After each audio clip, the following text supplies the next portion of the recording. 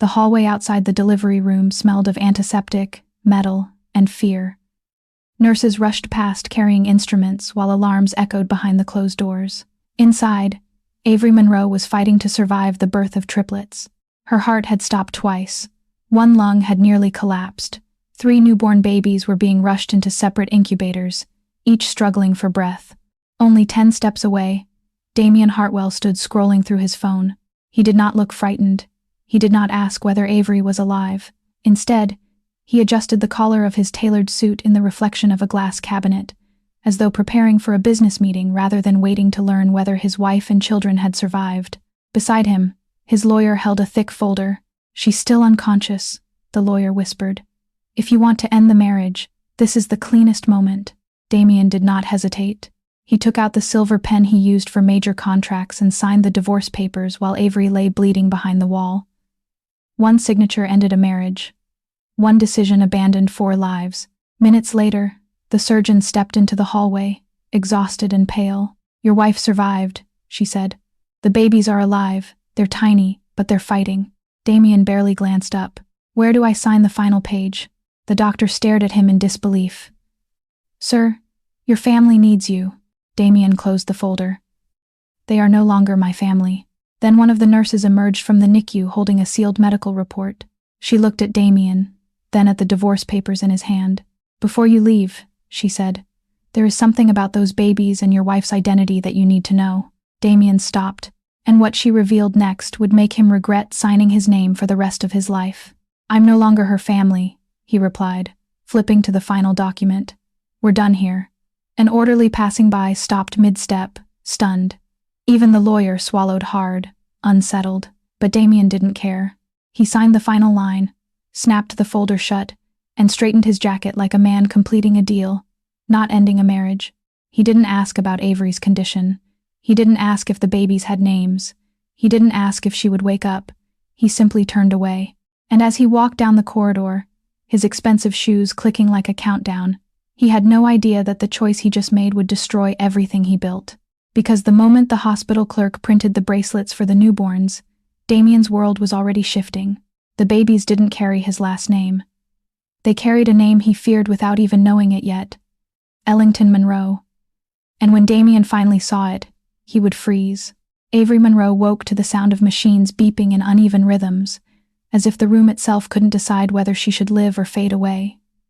Her vision blurred. Her throat felt scorched. Every muscle screamed from the emergency C-section that nearly took her life. She tried to lift her hand, but even that felt like lifting concrete. The first thing she whispered wasn't, "Where am I?" It was, "My babies. Please, my babies." A nurse rushed to her side. "Easy, sweetheart. Don't move too fast. You lost a lot of blood." Avery blinked hard, forcing the world into focus. "Are they alive?" The nurse hesitated. Not long, just long enough for Avery's heart to crack. "They're in the NICU," the nurse finally said. "Very small, very fragile. But yes, they're alive." Tears spilled from Avery's eyes, running into her hairline. She tried to sit up, but pain ripped through her abdomen, making her gasp. The nurse gently held her down. "You need to breathe. You need to recover." Avery swallowed hard. "I need my husband. Please, tell him I'm awake." That was when the nurse's expression changed just slightly, but unmistakably. A flicker of discomfort. Even pity. "Avery," she began softly. "There's something you need to know." Before the nurse could finish, someone entered. A in a gray suit. No badge, no flowers, no warmth. He carried a tablet like he was entering a conference room, not a maternity ward. "Miss Monroe," he said flatly. "I'm with the hospital's legal liaison team." Avery frowned. "Where's Damian?" "Why is legal?" He cut her off. "Your marital status changed early this morning. The divorce was finalized at 2:14 a.m. Avery stared at him, her mind refusing to process the words. "That's impossible. I was unconscious." "Your signature was already on file from prior medical consent documents," he replied. "It was considered valid." Her chest tightened. No, he wouldn't do that. Not today. Not after he already has, the man said, turning the tablet toward her. There it was. Damian's signature, her printed name, the timestamp. All legal, all final. Avery felt the world tilt. She gripped the sheet so tightly her knuckles whitened. The man continued, oblivious to her breaking heart. Because the divorce is finalized, your insurance coverage through Mr. Hartwell ended immediately. Your room will be reassigned. And regarding your children, Avery's head snapped up. My children? There will be a temporary review of custodial authority, he said. Given your current medical condition and financial status, my babies need me, Avery whispered. I haven't even held them yet. That will be determined, he repeated. The nurse shot him a furious look, but said nothing. Within an hour, Avery was moved out of the private recovery suite Damian had booked months ago and wheeled into a cramped, windowless room on a different floor. Her belongings were placed in a plastic bag. Her pain medication was reduced. Her chart was flagged with financial reevaluation. Every step of the transfer echoed one truth. Damian had erased her, but the worst moment came when she begged to see her babies. Not yet, the administrator said coldly. We need clarification on who has legal decision-making authority. Avery sobbed so hard her stitches burned. They're my children. Please, please, end quote. As the administrator walked away, the nurse leaned close and whispered something Avery didn't fully understand, but it planted a small tremor of hope. There are people watching this, people who don't like what's being done to you. Avery lifted her head, trembling. Who? She whispered. The nurse looked toward the NICU hallway. You'll find out soon enough, she said. And when the truth arrives, everything will change. The wheelchair rattled as Avery was pushed down the cold hallway, every bump sending sharp shocks through her stitches. Her body wasn't ready to move. Her mind wasn't ready to understand. But the hospital had made its decision, and she was no longer a wife, just a patient with limited insurance and no advocate. Please slow down, Avery whispered, gripping the armrests as a wave of dizziness washed over her. The orderly didn't respond. He was following orders, not compassion. Avery stared at the floor, watching the tiles blur beneath her, each one pulling her farther away from the life she thought she had. They passed the NICU doors. She reached out weakly, desperately. Can I see them? Just for a second, please. The orderly didn't stop. Her fingertips brushed the glass, leaving a faint smear. Please, she whispered again, voice cracking. A nurse inside looked up, saw her distress, and tried to come out, but a supervisor stepped into her path, blocking her. Rules were rules. Liability. Custodial review. Words that meant nothing beside the primal truth that 3 tiny babies needed their mother. Avery felt something inside her tear, not physically, but deeper. Something no surgeon could mend. She had carried those children through every cramp, every fear, every sleepless night. She had nearly died bringing them into the world. And now a signature she never saw had stolen them away. When they reached the new room, a cramped space with peeling paint and a single flickering light, the orderly parked the wheelchair without looking at her. If you need anything, press the button, he said. Avery nodded numbly. Thank you. He left without another word. She tried to stand, but pain stabbed through her abdomen, forcing her back onto the thin mattress. The blanket smelled of bleach and age, nothing like the soft linens Damian had insisted on during her prenatal visits. As she lay there, the truth hit her so hard she almost gagged. Damian hadn't just abandoned her. He had planned this, prepared it, executed it. She fumbled for her phone, hands trembling. She dialed Damian's number, blocked. She tried again, blocked. She texted him anyway. Please, I need you.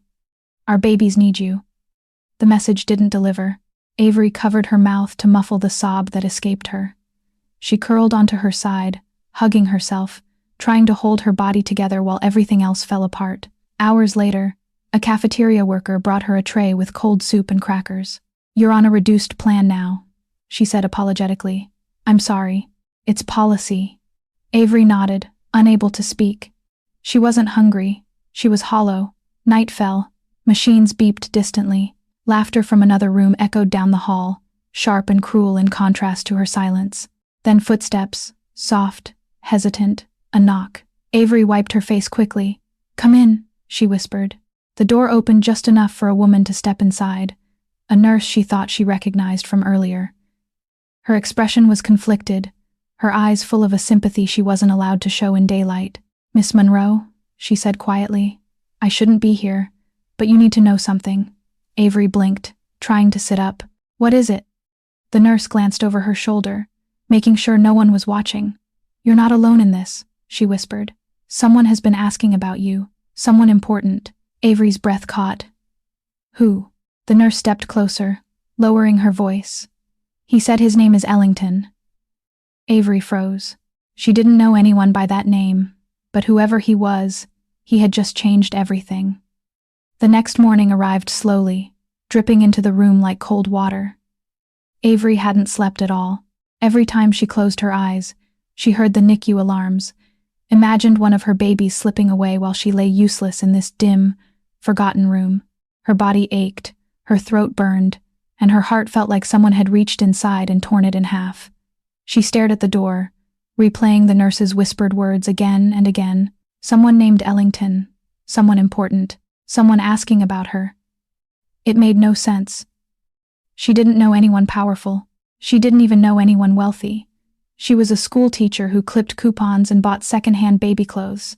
The only Ellington she had ever heard of was a name mentioned in financial news whenever some major acquisition happened, but that was a different universe, one Damian belonged to, not her. The door opened suddenly, making her flinch. Dr. Naomi Reed stepped inside, holding a chart. Unlike most staff, she didn't try to hide her frustration. You look worse than yesterday, she said gently. Pain levels? Manageable, Avery lied. I need to see my babies. Dr. Reed exhaled. I've put in the request again.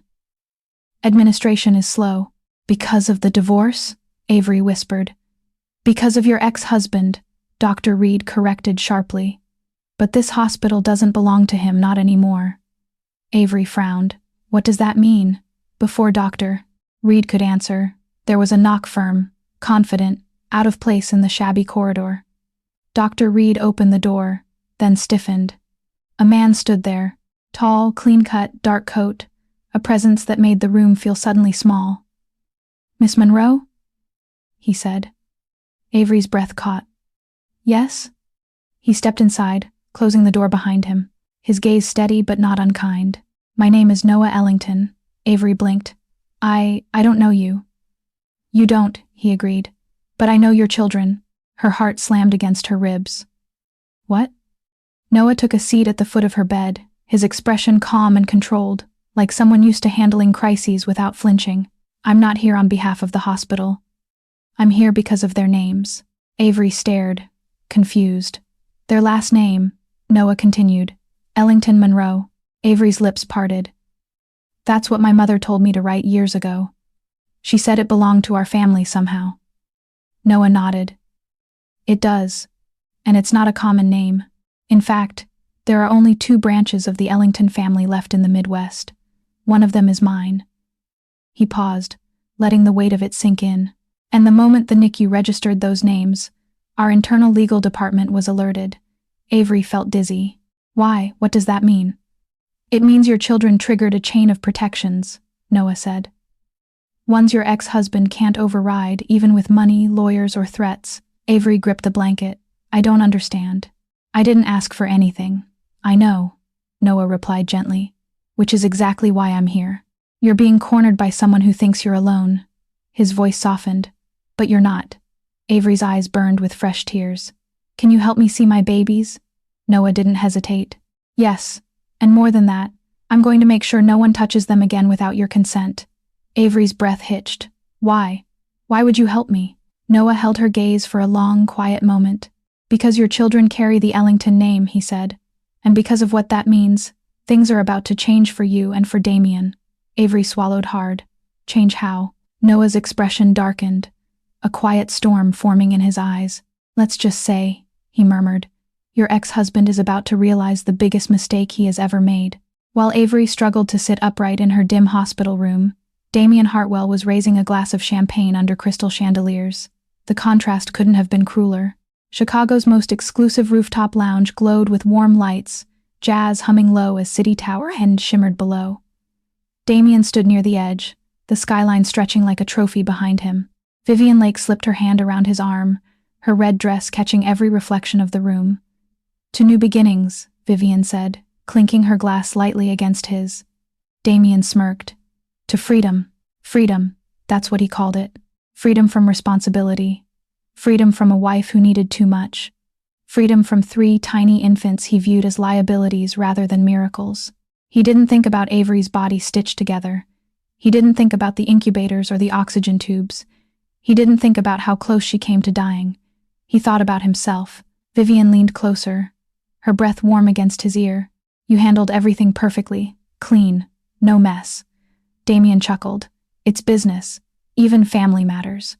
But even as he spoke, something buzzed at the back of his mind, an unease he didn't want to acknowledge. His CFO had emailed twice, asking about a suspicious freeze alert, and an attorney had requested clarification about unexpected lineage flags. He ignored them. Tonight was about his victory. He slipped his phone from his pocket, checking the time. A new notification blinked up, another urgent message from his legal department. He flicked it away. Dance with me? Vivian asked, pulling him toward the floor. For a moment, Damian let himself enjoy it. The music, the attention, the feeling of control returning to him like oxygen. He had done the impossible, cut ties before the children became too expensive, too complicated, too public. Investors would respect him for it. But, as he spun Vivian lightly beneath the gold lights, a man at the far end of the lounge noticed him, then quickly looked away and typed something into his phone. Another warning ignored. Downstairs, Damian's driver waited beside the black luxury sedan, engine humming. A call came through. Unknown number, the driver answered automatically. Is Mr. Hartwell available? A deep voice asked. He's busy, the driver said. The voice didn't sound surprised. Tell him the Ellington inquiry has been escalated. The driver froze. He'd heard that name before in the same way soldiers recognized the sound of an approaching missile. He opened his mouth to ask a question, but the line had already gone dead. Upstairs, Damian laughed at something Vivian whispered, unaware that the first domino in his empire had begun to topple. Hours later, after the party ended, Damian finally checked his phone again. Another alert, another flagged document, another reminder that something wasn't aligning. He scrolled lazily until one message caught his eye. Immediate review required. NICU bracelets, carry last name Ellington, Monroe and Bruce. Damian stopped breathing. His fingers trembled just slightly as he zoomed in on the attached photo. 3 tiny hospital bracelets, 3 printed names, 3 undeniable connections. Ellington, Ellington, Ellington. Damian's chest tightened. No, this couldn't be happening. Vivian glanced over. What's wrong?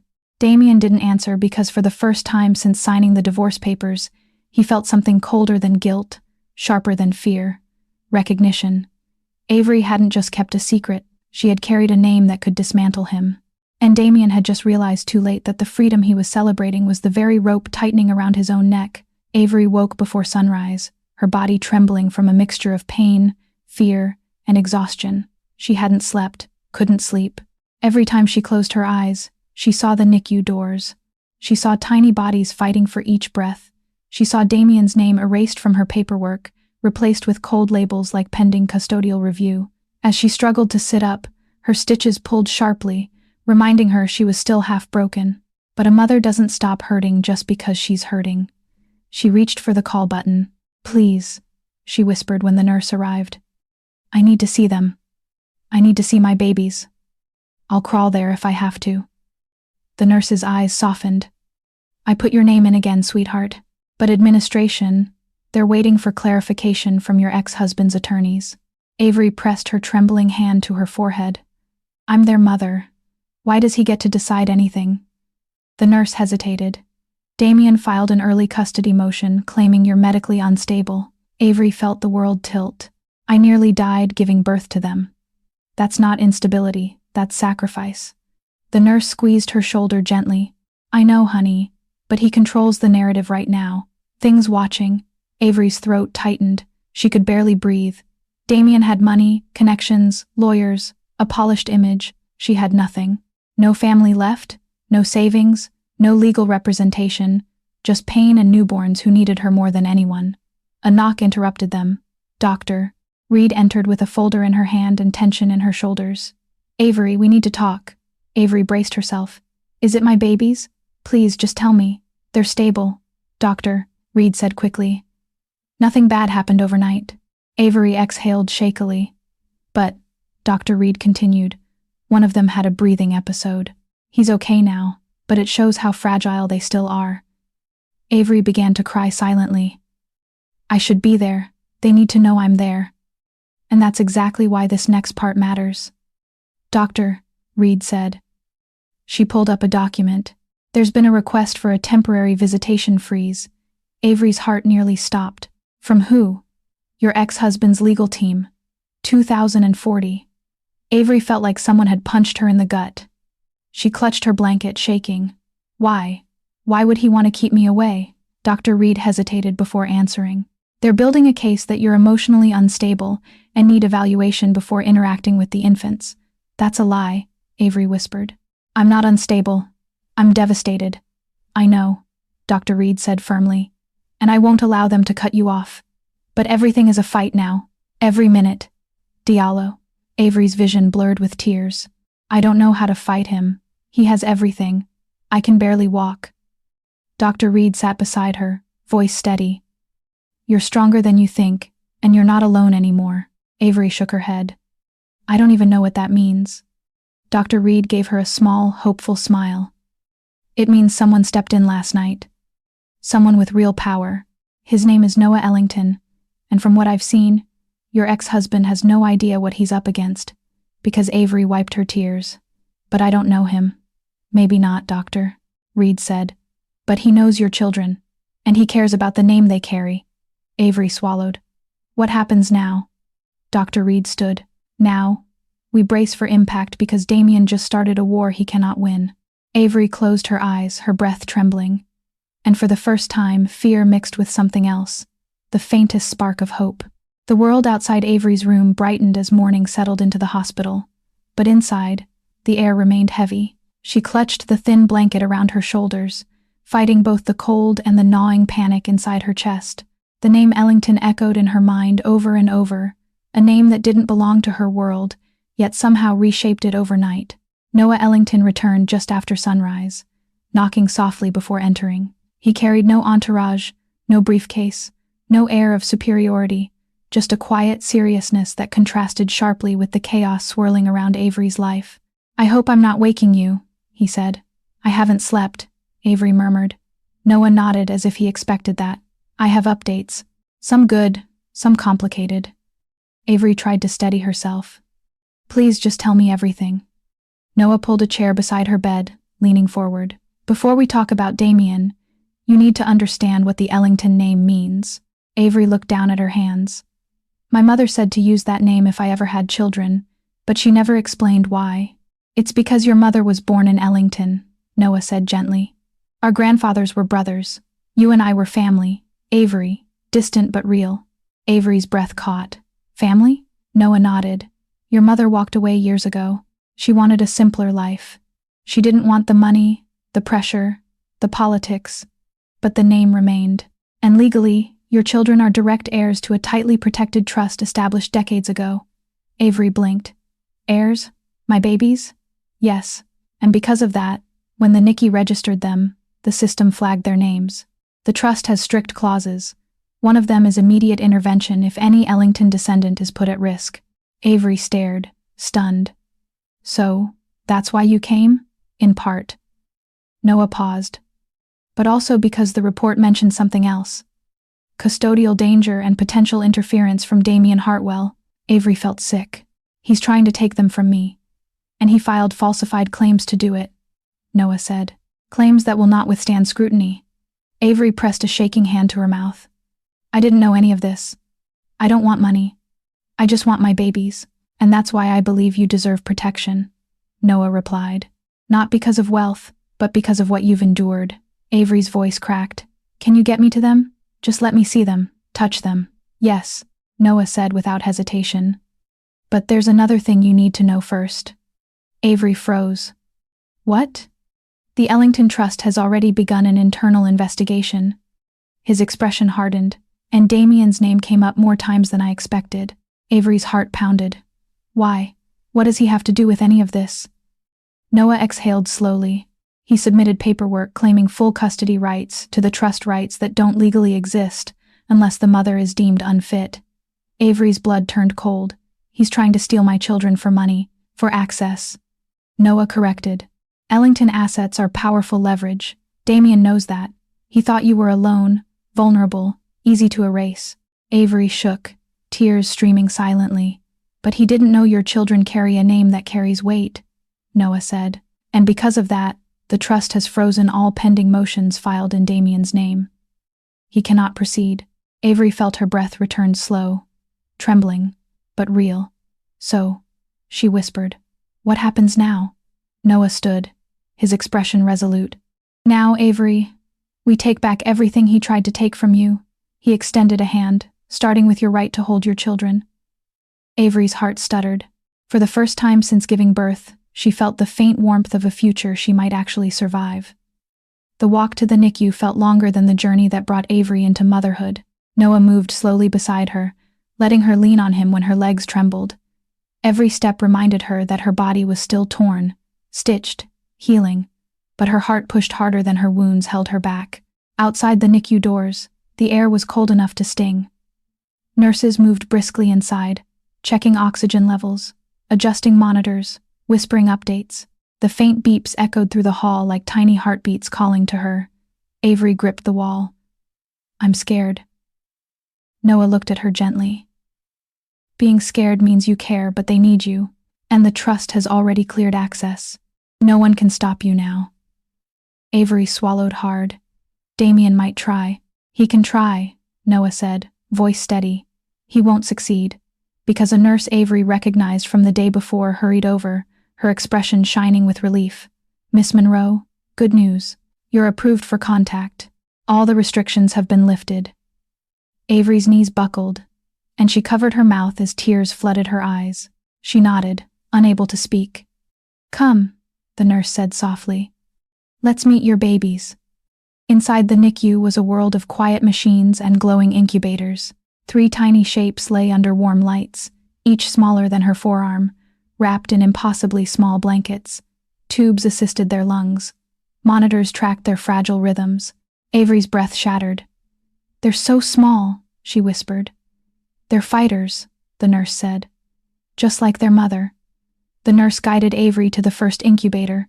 This little one, your daughter, she had a rougher night, but she's responding well now. Avery pressed her palm to the glass. Hi, little love, she choked out. Mommy's here. Her baby's fingers twitched, and Avery sobbed. Are you ready? The nurse asked gently. We can do skin-to-skin contact. Avery froze, fear mixing with longing. Can I really hold her? You need to, the nurse said. She needs to feel you. With trembling hands, Avery lowered herself into a cushioned chair.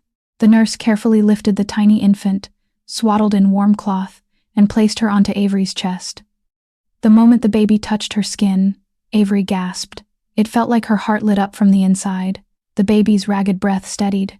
Her tiny fingers curled instinctively against Avery's chest, as if she had been waiting for this moment. The sound, the warmth, the heartbeat she recognized before she ever opened her eyes. Avery wept openly. Not the desperate sobs from before. These tears were different. They were healing, life-giving, powerful. I'm here, Avery whispered, kissing the soft fuzz on her daughter's head. I'm not going anywhere. Noah stepped back, giving her privacy, but he couldn't look away.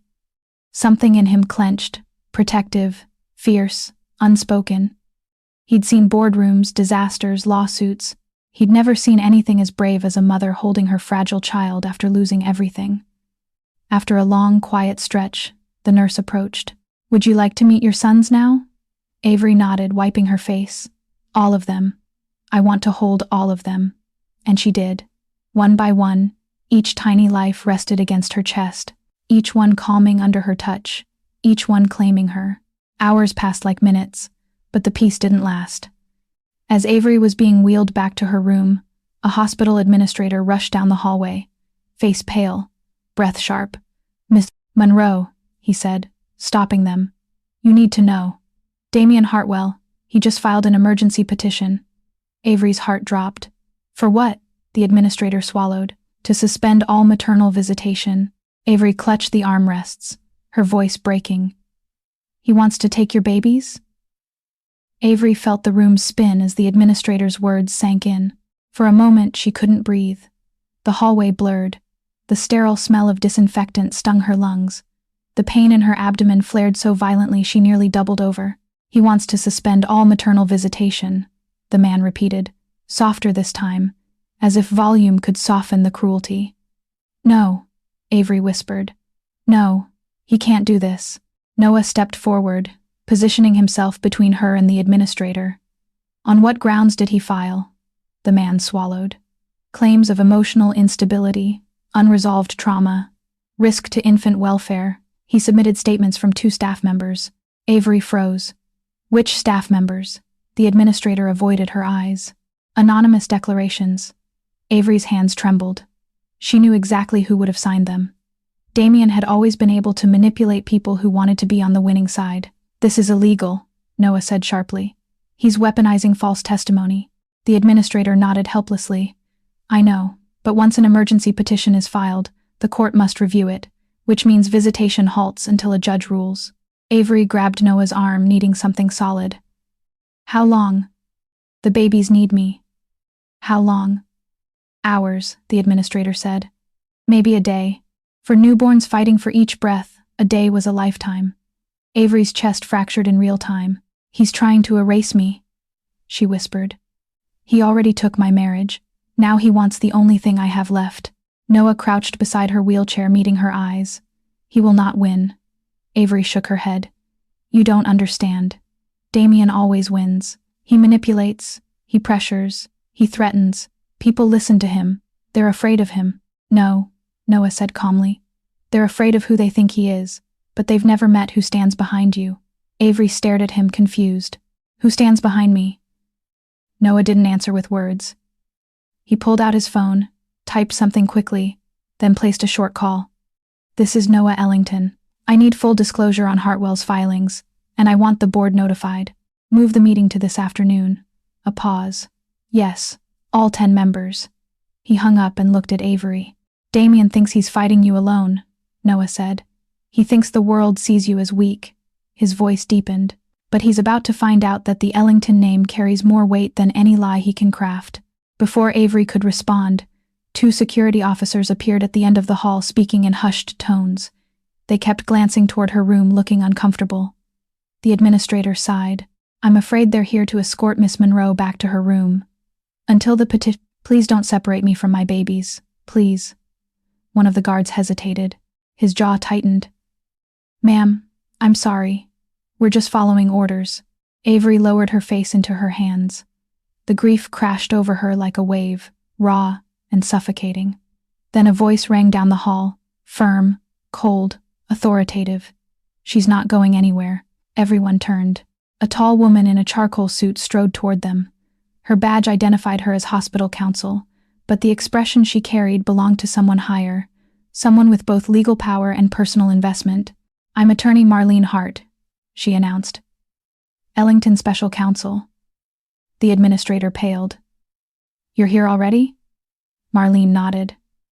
"I've reviewed the petition. It's invalid. You will not restrict this mother from her children." Avery's eyes widened. "It's invalid?" "Completely," Marlene said. "And I'll be filing a counteraction within the hour." Noah placed a steady hand on Avery's shoulder. "See?" he murmured. "The war has begun, and for the first time, Avery wasn't the one fighting alone." The hospital conference room felt colder than the corridors outside. Fluorescent lights buzzed overhead, flickering like a warning. Avery sat in her wheelchair, hands clasped so tightly her knuckles had turned white. Noah stood beside her, calm but sharp-eyed, his posture radiating authority. Attorney Marlene Hart paced slowly, reviewing a stack of documents thicker than a medical textbook. Across the table sat the hospital administrator, flanked by 2 risk managers who avoided Avery's gaze like she was a threat, not a mother. "We are here to discuss Mr. Damian Hartwell's emergency petition," Marlene began. Her tone clipped, professional, deadly.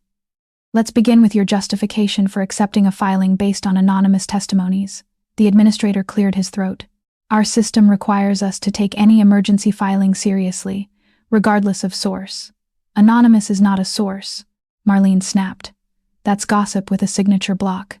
Avery flinched, but Noah leaned down and whispered, "You're okay. We've got this." It for his nest. The administrator shuffled nervously. "We were acting under family court protocol." "No." Marlene cut in. "You were acting under pressure from a powerful donor. Do you deny that Damian Hartwell has contributed more than $2 million to this hospital over the last 4 years?" Silence. The risk manager stiffened. Avery felt a wave of nausea roll through her. So, that was it. Money, influence, favors. Damian had paid for the power to erase her. Marlene continued, voice slicing through the quiet. "Furthermore, you allowed a petition claiming emotional instability when your own attending physician cleared Miss Monroe as stable and capable. Explain that contradiction." The administrator swallowed. We were considering the complexity of her medical recovery." "Then let me simplify it," Marlene said. "Miss Monroe nearly died giving birth to premature triplets. Instead of support, you punished her. You downgraded her room, limited her access, and accepted fraudulent claims." Avery looked down, blinking rapidly to keep tears from spilling. Marlene pulled a paper from her folder and slid it forward. "This is the psychological evaluation Miss Monroe underwent this morning. Voluntarily. To resolve any doubts." The administrator picked it up. His brows rose as he read. "It says she is mentally sound, emotionally resilient, and capable of parenting 3 medically fragile newborns." "Yes," Marlene finished. "So," the administrator said slowly, It means Noah said, stepping forward. "Damian's petition is dead." Avery inhaled sharply, hope flickering alive in her chest, but Marlene wasn't done. "Additionally," she said, pulling out another document, "we are formally filing a complaint against Mr. Hartwell for fraudulent claims, medical interference, and attempted custodial manipulation. Balthazar present." The risk managers froze. The administrator's eyes widened. "You're filing against him? Personally?" "Yes," Marlene said. "The Ellington Trust is filing." Everything stopped. The administrator leaned back, face draining of color. "The Ellington Trust? As in yes," Noah said calmly. "As in the entity that owns 18% of this hospital's research division." Avery snapped her head toward Noah. She hadn't known that. She hadn't known they held that much power. The room changed instantly. The risk managers straightened. The administrator sat upright. And every one of them suddenly looked at Avery not as a patient, but as someone with real standing. Marlene folded her hands. "Effective immediately. Miss Monroe's visitation is restored. Full access. No limitations." Avery gasped, covering her mouth. "And another thing," Marlene added. "Damian Hartwell is now flagged as a potential legal threat. His access to the NICU will be temporarily suspended." Avery's breath hitched. He can't see the babies?" "Not for now," Marlene said. "Not until the investigation concludes." The administrator nodded slowly. "We'll enforce it." Avery stared at Noah, tears filling her eyes. "Why?" she whispered. "Why are you doing all this for me?" Noah's voice softened. "Because you're family. And because Damian picked the wrong woman to break." Damian Hartwell stormed into his penthouse office, shoving the door so hard it slammed against the wall. The city skyline glittered behind him, Chicago's towers glowing with confidence he no longer felt. He ripped off his jacket, tossed it onto the sofa, and marched toward his desk like a man preparing for battle. His phone buzzed non-stop. Emails, missed calls, legal alerts. He ignored them until one subject line froze him mid-step. Notice of investigation. Ellington Trust. Damian's blood turned cold. No, impossible. The Ellington Trust dealt with billion-dollar portfolios, national infrastructure, political campaigns. They didn't get involved in petty family disputes, unless those disputes involved something or someone they claimed. Damian clicked the email. The message was short. "This office acknowledges receipt of your custodial petition. All filings submitted by you in relation to the Monroe infants are now under review for fraudulent intent. You are instructed to cease any direct or indirect influence over the hospital or its staff. The Ellington Trust will contact you for a formal inquiry." Damian swore loudly, slamming his fist onto the desk. Vivian stepped inside from the hallway, heels clicking anxiously. "What happened? You're scaring me." Damian spun toward her. "The Ellington Trust, they're interfering." Vivian blinked. "But why would they care?" Damian paced. I don't know. Avery's a nobody, a school teacher. She has no ties to anyone powerful. Vivian hesitated. Unless she does. He stopped pacing. What are you saying? Think about it, she said slowly. No one gets this kind of protection unless there's something deeper, a connection, a name, money. Damian shook his head violently. She doesn't have anything. I checked everything before the divorce. Vivian crossed her arms. Did you check her family lineage? Her mother's side? Her birth records? Damian froze. Birth records? He hadn't. Because he assumed Avery was harmless. He assumed she needed him. He assumed she was small. His phone buzzed again. This time, it was his CFO. He answered sharply. What? Damian, the CFO said, voice trembling. Did you know the Ellington Trust owns 12% of our company's primary logistics partner and holds an oversight clause on all leadership conduct? Damian felt his stomach drop. No, he snapped. And it doesn't matter. It does, the CFO replied. They requested your entire behavioral history. They asked specifically about actions taken against Avery Monroe Hartwell. Damian, what did you do? Damian didn't answer. Because answering meant admitting he hadn't just kicked a wounded woman, he'd kicked into a steel wall he didn't know existed. Another email pinged. This one worse. Your hospital access has been temporarily suspended pending investigation. Vivian stared. They banned you? Damian's voice cracked with rage. They think they can threaten me? Me? Vivian backed away. Maybe you should lay low. Just until we figure out who Avery really is. Damian grabbed his coat. No. I'm going down there. They can't keep me from my kids. Vivian reached out, stopping him. Damian, if the Ellington Trust is involved, barging in will only make things worse. I don't care, he growled. He stormed out before she could finish, slamming the door so hard a photo frame fell from the wall. As the elevator doors closed around him, Damian finally let fear crack through his arrogance. Someone was protecting Avery. Someone bigger than him. Someone powerful enough to dismantle everything he'd built. And the terrifying part? He still had no idea who he was fighting. Damian arrived at the hospital like a storm raged first, logic nowhere in sight. His shoes hammered against the polished floors as he marched toward the NICU, ignoring the receptionist calling after him. He felt eyes watching him, whispering, judging. He didn't care. He was a father. He had rights.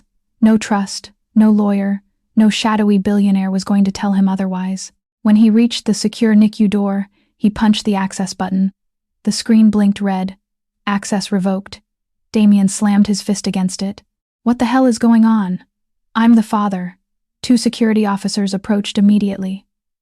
Mr. Hartwell, you've been temporarily suspended from NICU access pending investigation.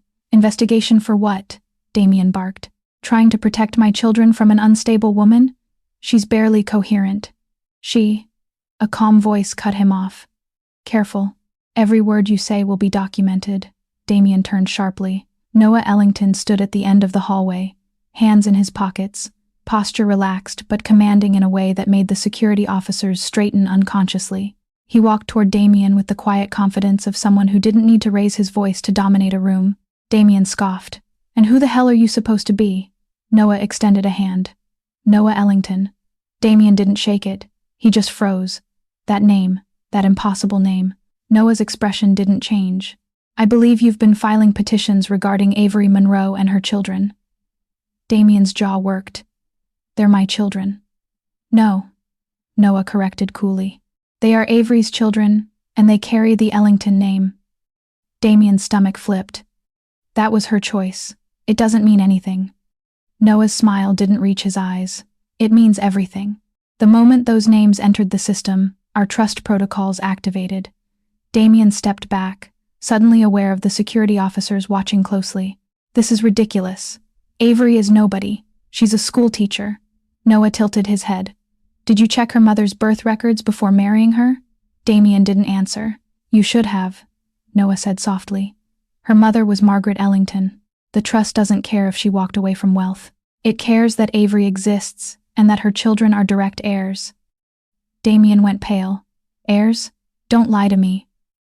Noah stepped closer, voice dropping.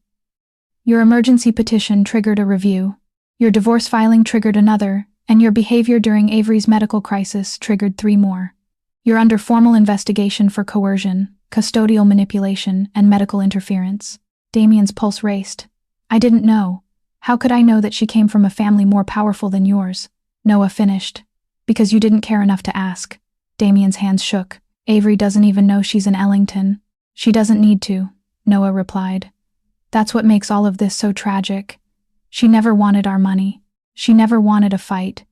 She wanted her babies and a quiet life. Damian swallowed hard. What do you want from me? Nothing, Noah said. This isn't personal. It's accountability. The NICU door opened, and Avery appeared in a wheelchair pushed by a nurse. She wasn't strong, but she wasn't broken. Her eyes found Noah first, then Damian. Damian stepped forward. Avery, please. They're my children.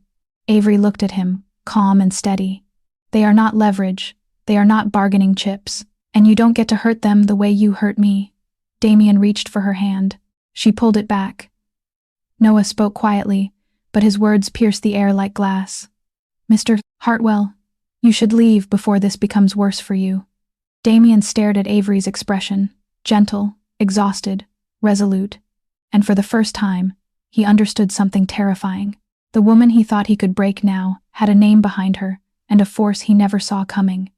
Avery had barely returned to her room when the pressure in the hospital shifted. Nurses moved faster, administrators whispered urgently near the elevators. Even security seemed on alert, as if something massive had cracked open beneath the surface.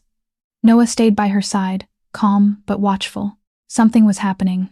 Something bigger than the visitation dispute, bigger than Damian's petition, bigger than even the trust investigation. Avery noticed it too. Noah, what's going on? He exhaled slowly. We triggered a deeper review, and the trust uncovered things Damian never wanted exposed. Before Avery could ask, Marlene Hart stepped into the room, her face set in a hard, controlled expression. We have a situation, Marlene said, and it's about to break wide open. Avery's heart pounded. Is it about my babies? No, Marlene replied. It's about Damian. Noah nodded for her to continue. Marlene pulled out a tablet and turned it toward Avery. You need to see this. A series of documents filled the screen. Financial ledgers, shipping manifests, falsified invoices, offshore accounts. Avery felt her stomach twist. What? What is all this? Proof, Marlene said. Damian's company has been hiding illegal shipments through their logistics network. The trust suspected misconduct for a while, but I don't think they expected it to connect so directly to your situation. This is for Avery stared blankly. What does this have to do with me? Everything, Noah said. The moment he filed custody for financial gain, it triggered a line-by-line audit of his entire portfolio. And this, he tapped the screen, is enough to bury him, Marlene continued. He didn't just try to take your children. He tried to use them to protect his empire. And the trust does not take kindly to being manipulated. Avery felt dizzy. He was willing to weaponize our babies to cover crime? Noah's jaw tightened. Damian never wanted the children. He wanted access to Ellington leverage. When he realized their last name held power, he pivoted his strategy. Avery covered her mouth, horrified. This is worse than I imagined. It gets worse, Marlene said. Vivian Lake submitted an anonymous declaration against you. She helped file the emotional instability claim, as Avery felt heat rush to her face. Anger, betrayal, disbelief. Vivian? She doesn't even know me. She didn't have to, Marlene replied coldly. She just needed the right incentive. A knock interrupted them. A nurse peeked inside. Miss Monroe, there's someone here to see you. He says it's urgent. Avery tensed. Who? The nurse hesitated. A board member from Hartwell Logistics. Avery exchanged a stunned glance with Noah. Send him in, Noah said. Moments later, a nervous man in a tailored suit entered, tugging anxiously at his sleeves. Miss Monroe, he said breathlessly. My name is Peter Lang.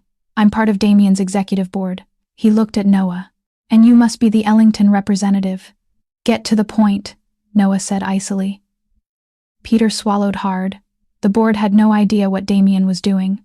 And now that the Ellington Trust is involved, the shareholders are in panic. Damian tried to convince us that you were a threat. that your children were a liability. Avery stared at him, stunned. We're newborns. How could we be a threat? Peter's voice cracked. Because you carry a name that terrifies him. Avery went still. Peter took a shaky breath. We are prepared to testify on your behalf. Damian coerced staff, manipulated legal channels, and used hospital leverage to isolate you. We have emails, we have call logs, we have everything. Again, Avery felt her heart thud against her ribs.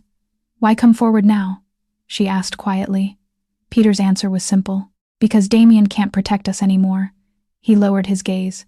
And because I'm afraid of what the Ellingtons will do if we stay silent. Noah didn't deny it.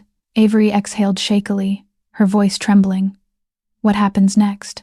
Marlene stepped forward. Next, she said, we turn Damian's empire into rubble. End quote. The storm outside the hospital mirrored the chaos swelling inside its walls. Thunder rolled across the Chicago skyline, rattling the windows as if the world itself sensed a reckoning coming. Avery sat upright in bed, hands trembling not from weakness, but from the weight of everything unraveling. Peter Lang's confession replayed in her mind like a film with no pause button. Damian hadn't just abandoned her. He hadn't just tried to steal their children. He had built an empire on lies and used her as collateral. Noah stood beside the window, speaking quietly into his phone.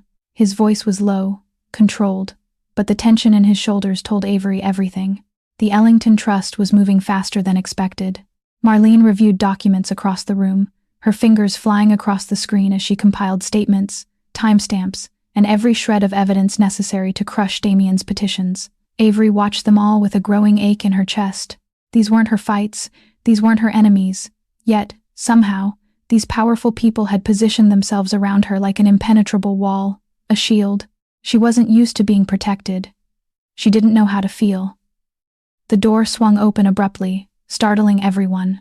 A woman stepped inside, tall, stunning, perfectly put together in a designer coat soaked from the rain, makeup smeared from tears, eyes wide with panic. Vivian Lake.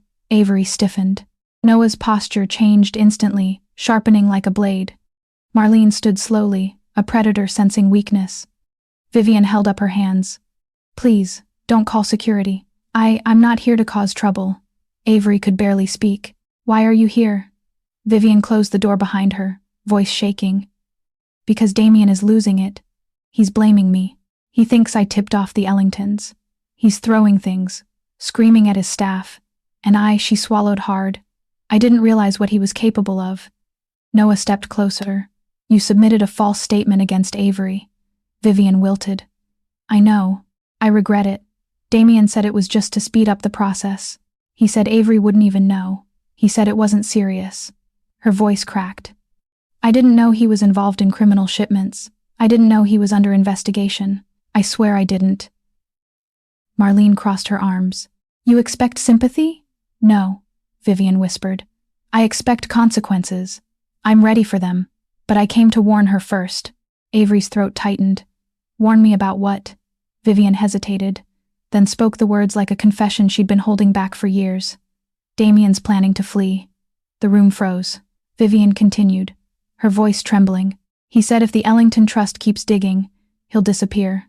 He's trying to withdraw money from offshore accounts right now, and he plans to take the babies, use them as bargaining chips to negotiate immunity with investors. Avery gasped. No, he can't. He can't touch them. He can try, Vivian whispered. And he will. He's desperate. Noah exchanged a loaded look with Marlene. This escalates things, Marlene said. We need to act immediately. Vivian stepped toward Avery slowly, cautiously. I know I hurt you. I know you hate me. But please don't let him take those babies. Don't let him hurt them the way he hurt you.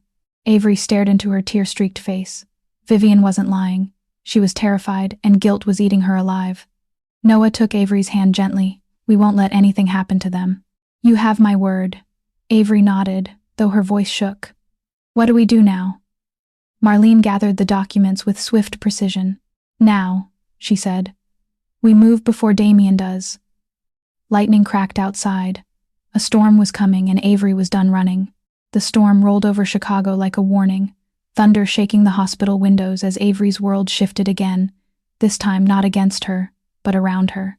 Marlene and Noah moved with urgent precision, Phone calls snapping through the room, documents firing across encrypted servers, senior Ellington advisors joining in from different cities. It felt like the air itself was tightening. And somewhere out there, Damian was scrambling. Avery could feel it. "Is he really capable of running with the babies?" she asked, voice trembling. Noah didn't sugarcoat it. "Yes, but he won't get the chance." Marlene added, "We've already alerted the Department of Child Services, the State Custody Board, and Airport Security. If he tries to leave Chicago, every authority will know his name." Avery wrapped her arms around herself, trying to breathe. "I don't want him near them ever again." "You won't have to," Noah said. "But first, we expose him fully. Ding. Thanks for watching." Moments later, Peter Lang, the board member who had first stepped forward, returned, this time pale and sweating. "They're turning on him," Peter said breathlessly. "Every investor, every partner. The Ellington Trust initiated a leadership inquiry, and now the shareholders are demanding answers.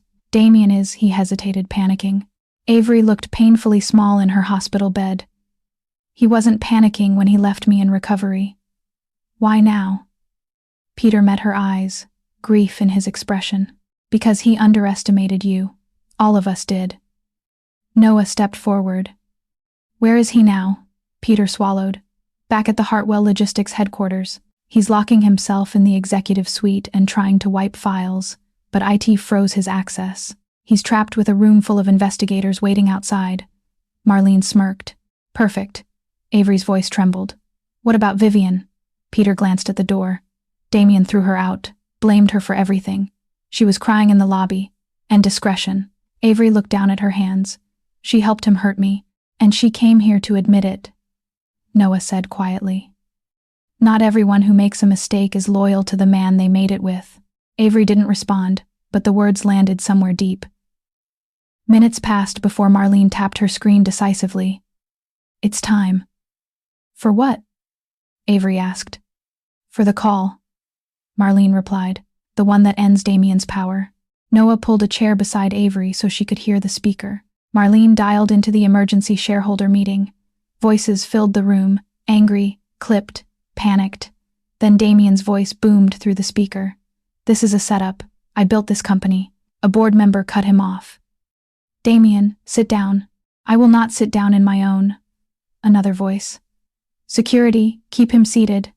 A scuffle, a shout, papers rustling, Damian cursing. Then a cold voice, the chairwoman spoke.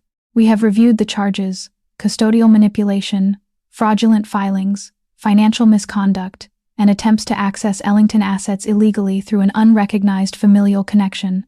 Effective immediately, you are removed as CEO of Hartwell Logistics." A hushed silence filled the room. Damian roared, "You can't do this. I am the company." "No," the chairwoman said. "You were the company. Now you're a liability. Security will escort you out." More struggling, more shouting. Then Damian's voice cracked through the speaker, wild and furious. "This is because of her, that woman. Avery Monroe ruined me." Avery froze. Marlene muted the call. "He's done," Marlene said softly, completely. Avery felt her breath return, slow, shaking, real. "What happens now?" she whispered. Noah touched her hand, gentle, steady. "Now," he said, "you rise." Outside, the storm didn't feel so frightening anymore. It felt like justice. The storm had quieted by the time Damian Hartwell stumbled out of his former headquarters, but inside him chaos still raged like a rain clung to his suit jacket as if the sky itself refused to let him leave untouched. The moment security escorted him through the lobby, phones lifted, photos snapped, employees whispered, the mighty CEO thrown out like a disgraced stranger. Humiliation burned hotter than fear, but fear came next. Fear of the Ellington Trust. Fear of criminal charges. Fear of losing everything he thought he controlled. Fear of the woman he once considered weak. He didn't know where else to go, so he went to the hospital. He needed to see the babies, his last chance at leverage. He needed Avery to withdraw whatever she'd unleashed. He needed someone to believe his version of the story. Someone to save him from drowning in consequences he never expected. He wasn't prepared for what waited for him there. When he reached Avery's floor, security intercepted him instantly. "You're restricted from NICU access," one officer said. "I'm here to see my wife." Damian snapped. Ex-wife. The officer corrected. Damian flinched. Fine. Ex-wife. Miss Monroe has requested no contact at this time. Damian's hands curled into fists. She doesn't get to request anything. She ruined my life. Another voice sliced into the hallway like a cold blade. No, Damian. You ruined your own life. Thanks for watching. Avery sat in her wheelchair at the end of the hall, Noah behind her, one steady hand on the handles. She looked exhausted, pale, stitched, bruised by everything she'd endured, but her eyes were no longer the eyes of the woman he discarded. They were steady, clear, unshakable. Damian took a step forward. Avery, please listen. Everything's spinning out of control. You need help, Avery said quietly. But not from me. He reached toward her. We can fix this. All of it. I'll take you home. We'll raise the babies together. I made mistakes, yes, but you can't shut me out. Not after everything Avery shook her head, dismissing every word. The only thing we had was a marriage I carried alone. Damian froze. Her voice was soft, but every syllable struck with surgical precision. You left me when I couldn't walk. You abandoned our children before they even opened their eyes. You forged documents while I was unconscious. You tried to take them away from me for money and power, and now you stand here asking for forgiveness. Damian's breath faltered. I didn't know about the Ellingtons. If I had, that's the point, Avery said. You only regret what you lost, not what you did. Noah stepped forward. You need to leave, Damian. Damian ignored him. Avery, you don't understand. They're taking everything from me. My company, my position, my reputation. Everyone turned against me. Thank you. Avery looked at him with a kind of sorrow that wasn't for him, but for the woman she had been. You turned them against yourself. Damian took another desperate step. I love you. Avery didn't even blink. No, she said. You love control and you love winning. I was never your partner. I was your convenience until I wasn't. Damian felt his throat close. Please, don't do this. Avery exhaled slowly. This isn't me doing something to you, she whispered. This is you finally facing the consequences. Noah gently tapped the officer's arm. Escort him out. Damian's voice cracked as they grabbed his arms. Avery, don't do this. I can change. I can fix it. I can. But Avery looked away. For the first time, Damian realized she was gone from him forever. And the world he once ruled was no longer his to command. The hospital quieted as evening settled in. Lights dimmed. Footsteps softened. Machines hummed in a rhythm Avery had begun to recognize. Steady, fragile, like her baby's breaths. But inside her room, silence carried weight, heavy enough to crush her, heavy enough to reshape her. Avery sat alone for the first time in hours. Noah had stepped out to take a call from the trust. Marlene was coordinating with legal. Nurses were changing shifts.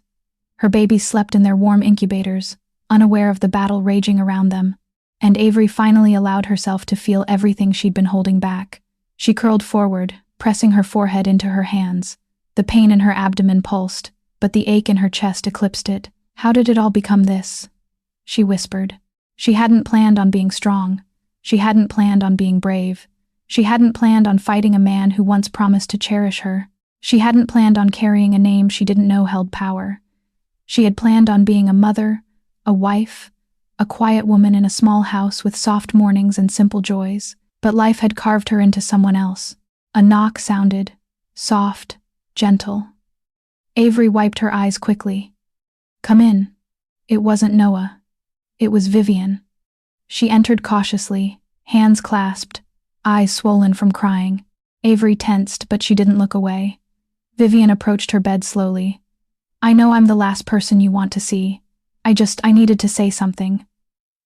Avery's voice was thin. What more is there to say? Vivian swallowed. I was wrong. I helped Damian because I thought he loved me. I thought he saw a future with me. I thought being on his side meant being protected. Her voice broke, but he never loved anyone. Not you, not me, not even himself. Avery stared at her, unsure whether anger or pity should win. Vivian continued, tears sliding down her cheeks. I didn't understand what he really was until I saw the way he looked when everything fell apart. He didn't fear jail or losing his company or losing me. She met Avery's eyes. He feared losing control of you. Avery felt her breath hitch. Why me? He never wanted me. He didn't want you, Vivian said softly. He wanted the version of you he could shape, bend, silence. You were his safety net, the one person he thought would never leave. Avery clenched her jaw. He left me when I was dying. And that, Vivian said, voice trembling, is why he's falling apart now. You weren't supposed to survive the storm he created, and definitely not rise from it. Silence stretched. Avery exhaled shakily. You helped him hurt me.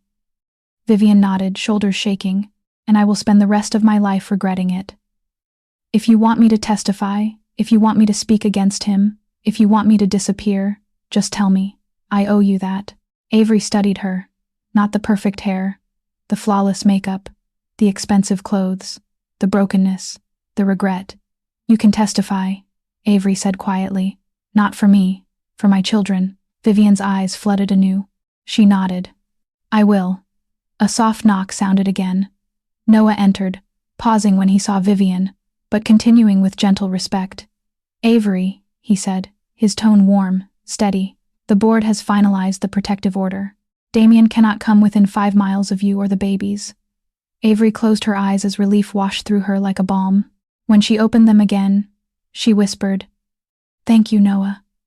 He stepped closer, voice soft. You're not alone anymore. Avery looked at both of them, Noah steady as stone, Vivian trembling but sincere, and for the first time, she believed it.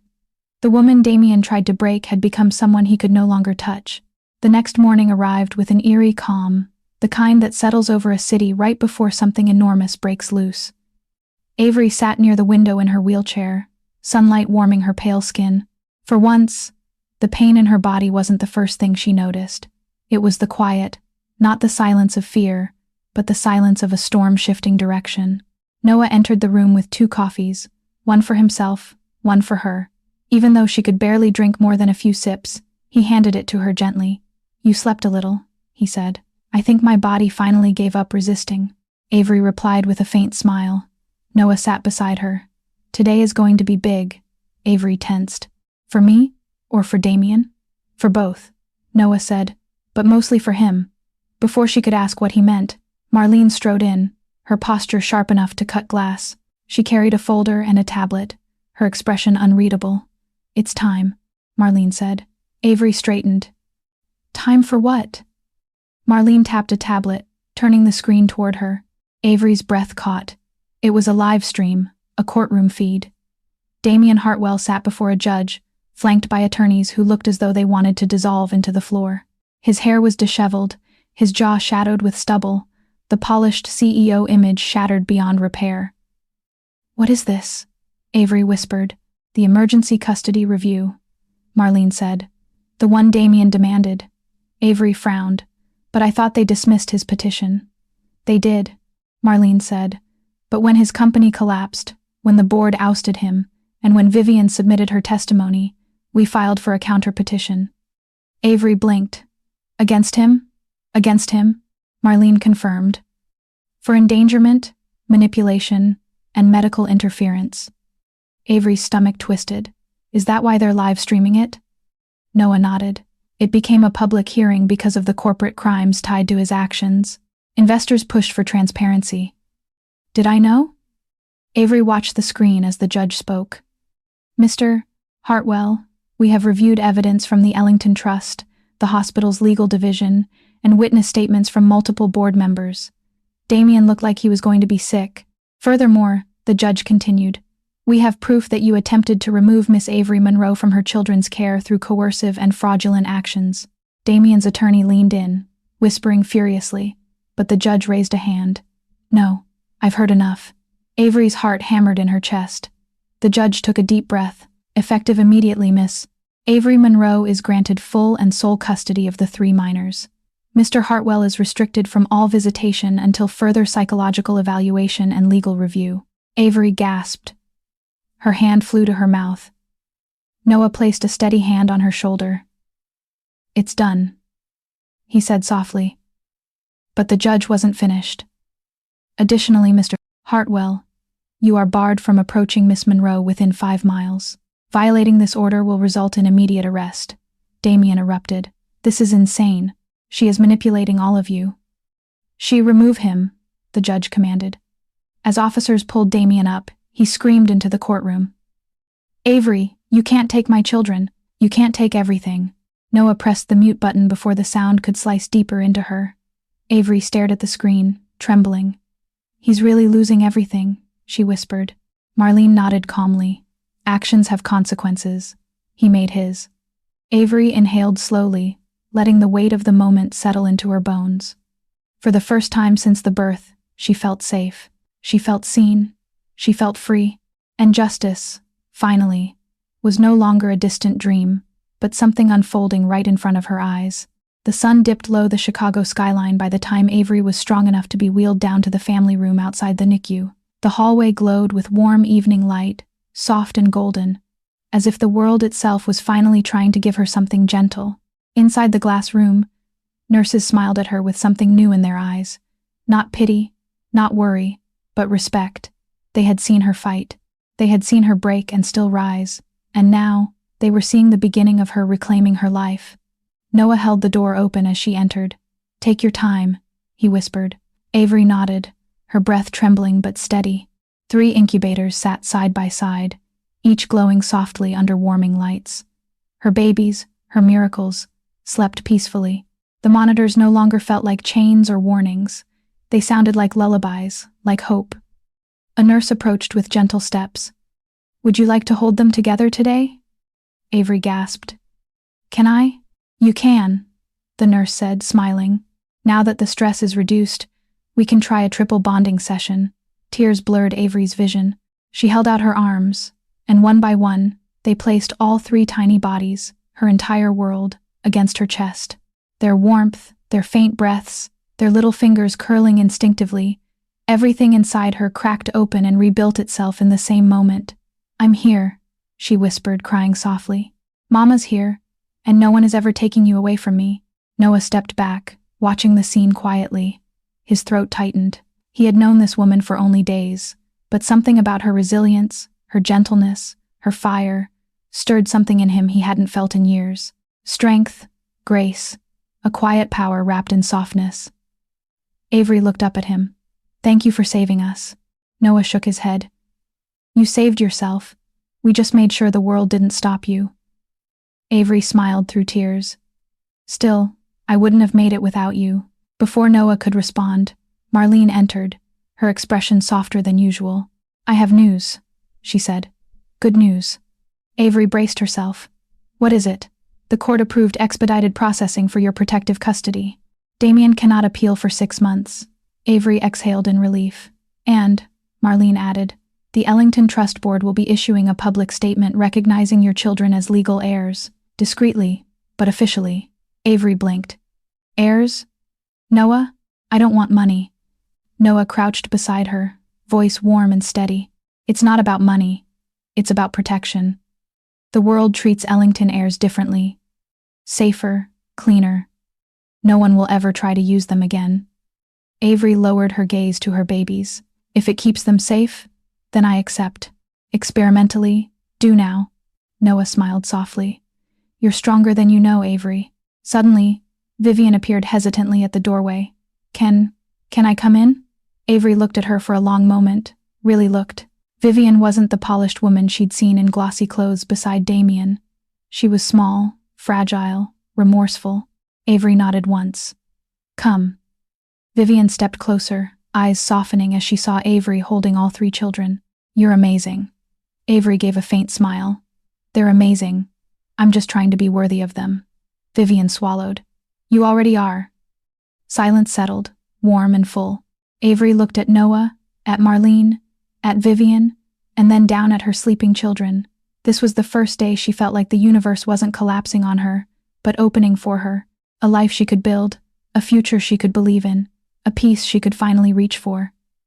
And for the first time, Avery stood tall in her heart. 6 weeks later, spring sunlight spilled across Chicago like a blessing.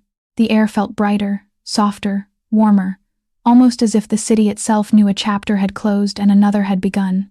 Avery stepped out of the hospital for the first time with all 3 of her babies tucked safely in their carriers, their tiny breaths warm against her chest.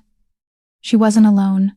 Noah walked beside her, holding the diaper bags, making sure she didn't take a single step without steady ground beneath her. Nurses lined the entrance, waving goodbye like proud aunts. Even Marlene appeared, arms crossed but smiling in a way that softened her sharp edges. "You did it," Noah murmured. Avery looked around, overwhelmed. "We did it." Their car, a modest SUV the trust arranged for her, waited at the curb. Not flashy, not extravagant, just safe and reliable, something she had never truly had before. As they loaded the babies inside, Marlene handed Avery an envelope. "Final court orders," she said. "Damian's rights remain suspended indefinitely, and after the financial crimes hearing this morning, he won't be in a position to challenge anything for a very, very long time." Avery swallowed. What happened to him? Marlene didn't sugarcoat it. Indictments, asset seizures. His board named a new CEO, and he's confined under monitoring until trial. He's not going anywhere near you again. Avery felt something loosen in her chest. Not joy, not revenge, but release. She nodded. "Thank you. If you want it back." Marlene squeezed her shoulder. "Take care of those babies. And yourself." When the car pulled away from the hospital, Avery looked out the window at the city rushing by. She remembered every moment she thought she wouldn't make it. Every time she cried alone. Every night she begged for strength. And now, she was going home with her children. She was free. She was alive. They drove to a quiet townhouse on a tree-lined street, a safe haven arranged by the trust until Avery was ready to choose her permanent home. Flowers bloomed along the walkway. Wind chimes danced softly. It felt like a place where new beginnings waited on the porch. Inside, sunlight spilled across warm wooden floors. A crib set stood ready, soft blankets folded neatly, baby clothes organized by size and color. It felt surreal. "Noah," Avery whispered, overwhelmed. "This is too much use for." "It's not enough," Noah said, "but it's a start." There was a pause, long, gentle, meaningful. Avery looked at him, truly looked. And for the first time she didn't see a rescuer or a powerful ally or the man who changed everything. She saw someone who cared. Softly she said, "You stayed through the worst part of my life." Noah stepped closer, voice warm. "And I'll stay through the best parts too if you'll let me." Her breath hitched. Not from fear this time, from possibility. She smiled, a small, trembling, hopeful smile. "I'd like that." The baby stirred, cooing softly, as if approving the moment. Noah laughed gently. "Looks like we have an audience."